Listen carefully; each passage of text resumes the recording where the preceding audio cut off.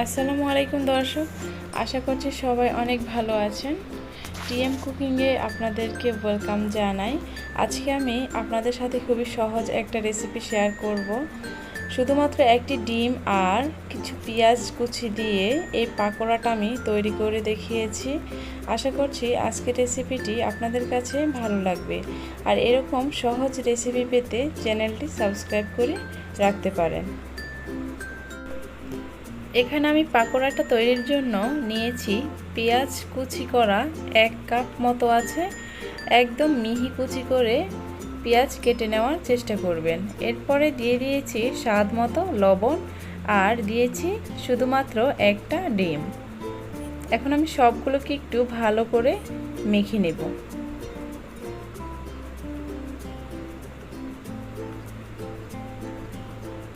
একটু ভালো করে মেখে নিচ্ছি যাতে করে পেঁয়াজটা অনেকটাই সফট হয়ে যাবে। এরপর আমি দিয়ে দিয়েছি কাঁচামরিচ কুচি, আপনারা ঝাল আপনার পছন্দ অনুযায়ী দিতে পারেন। সেই সাথে দিয়ে দিচ্ছি 1 টেবিল চামচ কর্নফ্লাওয়ার পরিবর্তে চালের গুঁড়াটাও ব্যবহার করতে পারেন। এরপর দিয়েছি হাফ কাপ ময়দা আর দিয়ে দিয়েছি 1 চিমটি পরিমাণ হলুদ গুঁড়ো আর সবশেষে দিয়ে দিয়েছি 1 চা চামচ ভাজা জিরার গুঁড়ো। আর এই জিরার গুঁড়ো দেওয়ার কারণে কিন্তু এই পাকোড়ার ফ্লেভার একদম অন্যরকম হয়। এরপর সবগুলি উপকরণ আমি ভালো করে মিশিয়ে একটা ডো তৈরি করে নেব।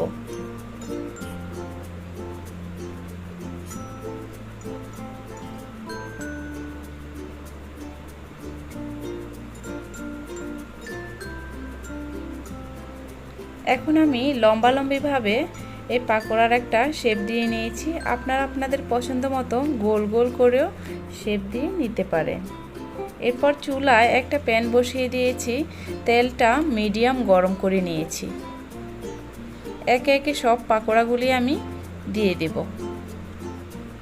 আর এ পর্যায়ে কিন্তু চুলার আঁচ লো থেকে মিডিয়াম আছে।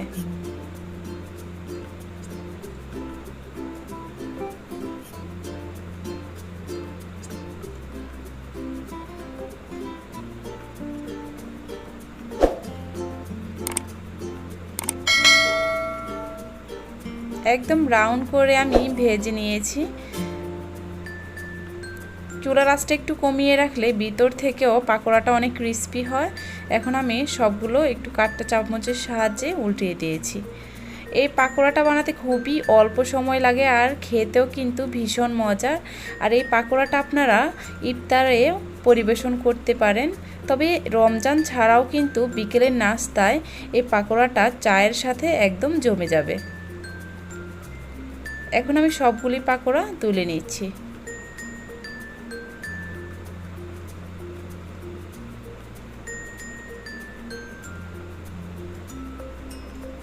তৈরি হয়ে গেল মজাদার মুচমুচে পাকোড়া।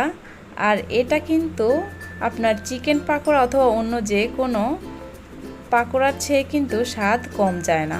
একবার তৈরি করে দেখতে পারেন, আশা করছি আপনাদের কাছে ভালো লাগবে।